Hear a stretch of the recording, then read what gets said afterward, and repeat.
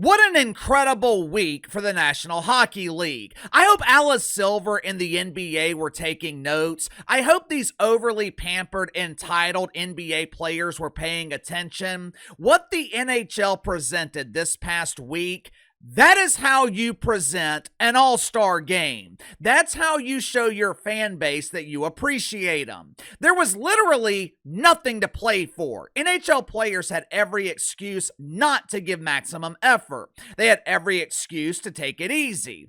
Every game in this Four Nations tournament, it was an exhibition. On paper, every game was meaningless, but it meant something to the fan base. It meant something to the entire country because NHL players, they made it mean something. There was something more important on the line than some doofus trophy. What we witnessed this past week in the NHL, it was NHL players playing for pride. And I'm not talking about the gay pride. I'm not talking about tasting the rainbow. I'm not talking about the pride that deacons at Woke United Methodist experience when their son becomes their daughter. NHL players, they were playing for national pride. Hell, NHL players were fighting for their countries. Credit should be given to all of them. American players, Canadian players, they all work together for the betterment of the league.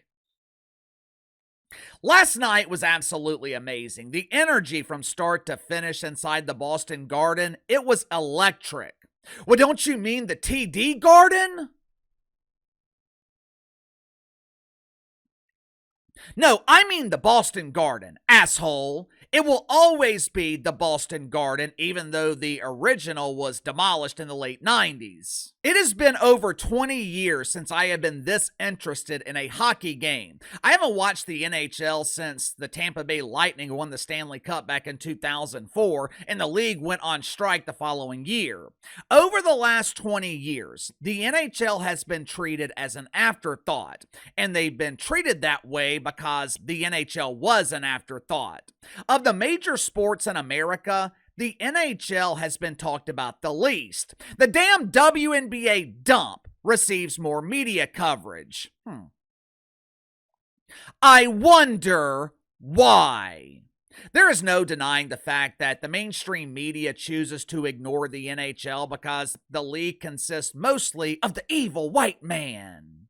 Earlier this week, the insufferable Molly Qerim at ESPN, she was insinuating that white privilege is the reason that NHL players are allowed to fight. How come fighting's not allowed in the NBA? It's that damn mythical racism. It's not that fighting isn't allowed in the NBA. It's that NBA players refuse to fight. They would rather be friends. They would rather give woke hugs and patty cakes on the ass. But this past week, the NHL demanded the attention of the mainstream media. They demanded their respect, and they damn sure earned it. Question is, can they keep it? Is the mainstream attention that the NHL is receiving, is it sustainable? Make sure to like and subscribe. You can follow me on Twitter at KC_BTL84. Link to the second channel is in the description below. This morning on the second channel, we talked about ESPN praising the NHL while absolutely destroying the NBA. So if you haven't already, head over to the second channel and subscribe. Going into the game last night, there was already serious tension between the United States and Canada. For weeks, Canadians have been throwing a temper tantrum during the playing of our national anthem. The Orange Man is implementing tariffs on our low-quality exports. He wants to make Canada the 51st state. We don't want this. I hate America. Ah!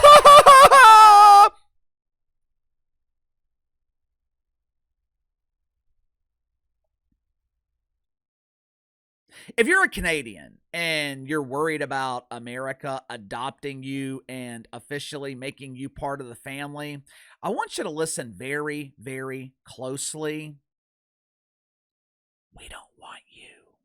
We don't want your woke voting base. We don't want your subsidized health care. The Trumper has no intention of adopting Canada and making it the 51st state. He is simply flexing his muscle and showing your dictator who's boss. For weeks now, emotional Canadians have expressed their fake outrage by booing our national anthem. It was a desperate cry for attention. It was a desperate attempt to be noticed. It was the little brother trying to get the attention of his older brother, his big brother. Last Saturday night, Big Brother finally responded by beating that Canadian ass. Last night, instead of using physicality to respond, Americans decided to be a bit more diplomatic by using their voices. Before the game, some unknown lady was singing the Canadian national anthem. Oh, Canada, no one wants your land.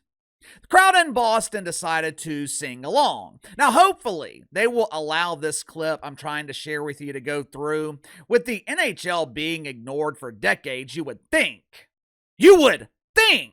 they would appreciate content creators who were giving free publicity to their league. But last weekend, the NHL refused to let me use several of their clips. That content belongs to us. You can't have it. Yeah, and you wonder why you've been ignored. FS1, Fox Sports, they used to do the same thing when I tried to use clips of Skip Bayless. How'd that work out? Anyway, hopefully the clip will go through. Watch it for yourself. Just in case the clip did not go through, we booed the beginning of the Canadian national anthem. Keyword, beginning. Me personally, I don't like booing any national anthem, especially when it's one of our allies. We might have political disagreements with Canadians. We might disagree on health care and the Second Amendment. But for the most part, especially in terms of values, Canada isn't all that different from America. So normally, I don't like booing the national anthem, but this is one of those rare cases where I understand it. Canada has been booing our national anthem for weeks, so we just returned the favor. The difference is, at least Boston showed a little bit of respect. Canadians were booing throughout the entirety of our national anthem. At least the crowd in Boston booed during the beginning and then let the lovely lady finish her performance.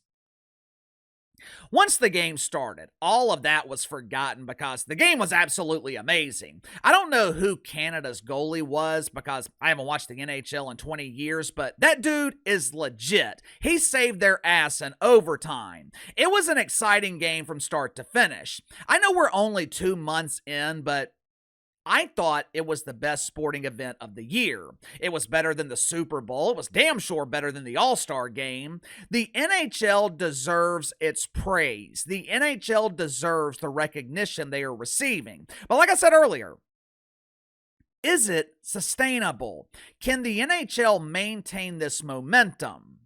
While I hope they can because I want the NHL to succeed, I think this was a one-off. I don't think this is going to be sustainable. The Four Nations tournament, it started 12 days ago. How many of you guys knew that?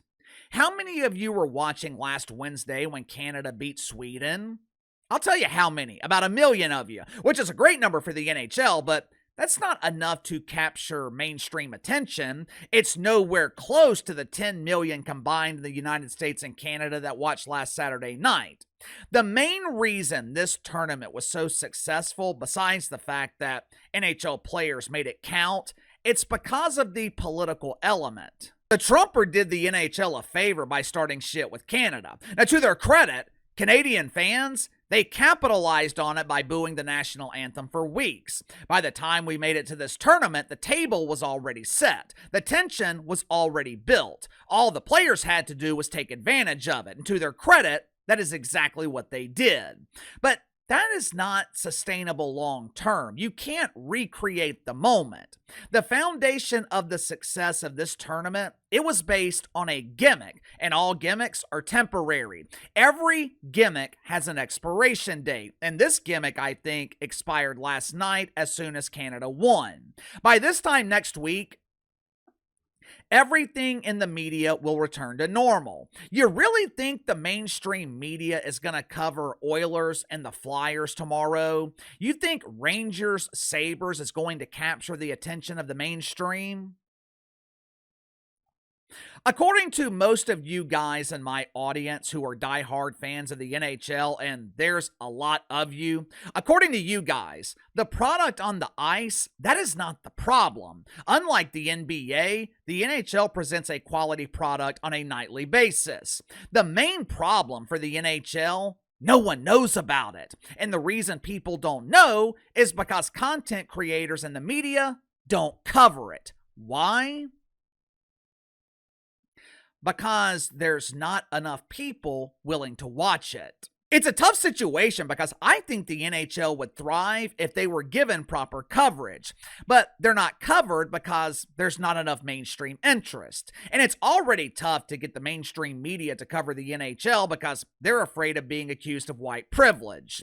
At the same time, the NBA receives more coverage than they deserve. Turn on ESPN or FS1 on the average Friday in February. I guarantee you, they'll be talking about LeBron James. They'll be talking about the Lakers, the Celtics, Giannis. They'll be talking about the devastating injury to Victor Wembanyama. Hopefully, that's not something that's going to be career-altering. On your average Friday in February, it is wall-to-wall coverage of the NBA and sports media. In the case of ESPN, that's actually a good thing for the NHL. You don't want ESPN anywhere near your league. PK Subban, he seems like a great analyst, but I don't know of any other NHL analyst at ESPN. If it's anything like their NBA coverage, it's absolute trash. Hell, Major League Baseball, they just terminated their contract with ESPN. They terminated their agreement with the supposed worldwide leader in sports. Why? Because ESPN could not provide adequate coverage. You don't want ESPN being the primary promoter of your league, but the NHL still needs the rest of the media. They still need mainstream promotion. But now that the gimmick has expired, now that it's no longer USA versus Canada and it's Flyers Red Wings, I don't think they're going to get it. I could be wrong, and I hope I am. Like I said, I want the NHL to succeed, but I just don't see them maintaining this level of mainstream momentum. What about you? Is this sustainable for the NHL? Also, what did you guys think of the game last night? Were you okay with Americans returning the favor and booing the Canadian national anthem? Let me know. Sound off in the comments below. Best way to contact me is through email, btlkc84@gmail.com. I'll see you guys later.